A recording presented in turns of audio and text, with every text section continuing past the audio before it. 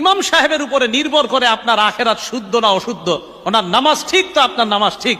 ইমাম সাহেব সামনে দাঁড়ায়, আপনার আখেরাতের পুরো দায়িত্বটা নিয়ে ইমাম সাহেব সামনে দাঁড়ায়।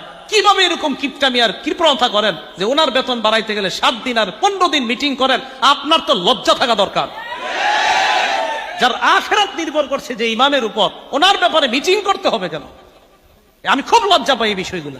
এখানে ইমাম সাহেব আপনি নাকি কত বেতন দেয়? নামাজ হবে না, নামাজ হবে না।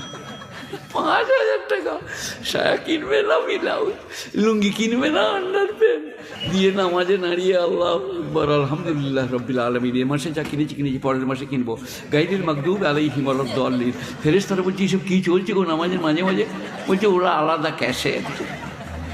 একটা কমিটি কিয়ামতের মাঠে ছাড় পাবে না। যাদের মসজিদের ইমাম সাহেব 4,000 বেতন, 5,000 বেতন, মসজিদ 12 লাখ টাকা